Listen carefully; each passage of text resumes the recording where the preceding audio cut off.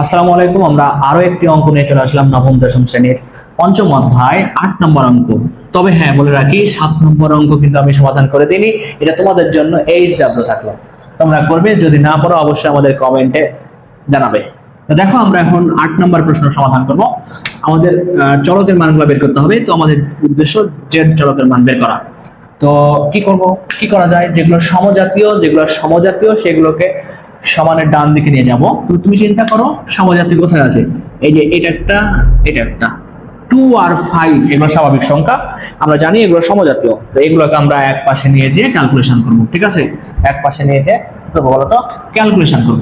তাহলে দেখো, যদি আমি এই পার্টটা ওখানে রেখে দিই, 3 প্লাস √3 ইন্টু জেড ইকুয়াল, এখানে তুমি চিন্তা করো যে 5 আছে, 5 দিলাম, এই 2টা এখানে প্লাস আছে, এই পাশে এসে মাইনাস হবে 2, এই পাশে প্লাস 3 √3।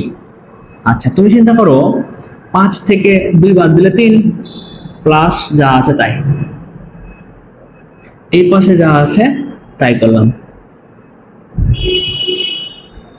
এবার চিন্তা করো যে এখান থেকে আমার কিন্তু 3 কমন যায়। কি কমন যায় বলো তো?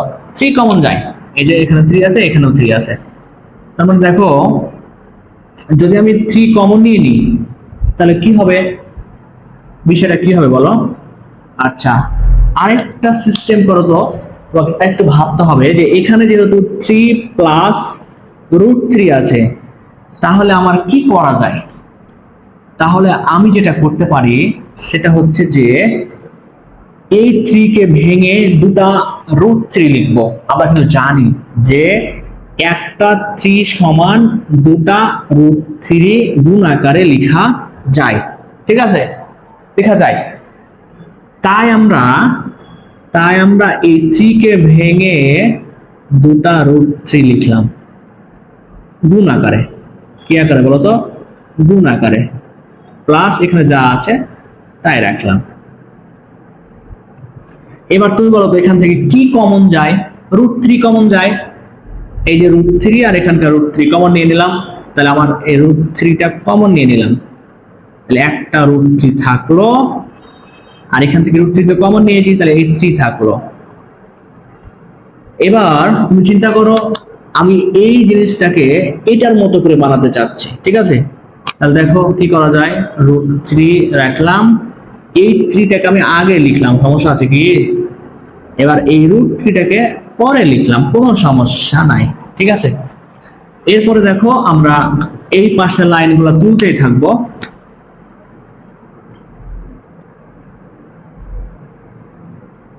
এই পাশের লাইনগুলো তুলতে থাকলাম, এই পাশের লাইনগুলা তুলতে থাকলাম। আচ্ছা, তুমি চিন্তা করো যে এই জেড কে রেখে দিলাম, এই পুরো জিনিসটা জেড এর সাথে গুণ আছে, এই পাশে আসলে কি হবে বলো তো? ভাগ হবে। ভাগ হবে কিনা বলো? ভাগ হবে। তাই এই যে ভাগ করলাম, 3 প্লাস √3। এবার আমরা এটা কেটে দিলাম, থাকলো কত বলো তো? শুধুমাত্র √3। এটাই হচ্ছে জেড এর অ্যান্সার। অবশ্যই এইগুলোতে বা চিহ্ন দিতে হবে। হ্যাঁ, এটাই আমাদের অ্যান্সার। তো এই ছিল অঙ্ক।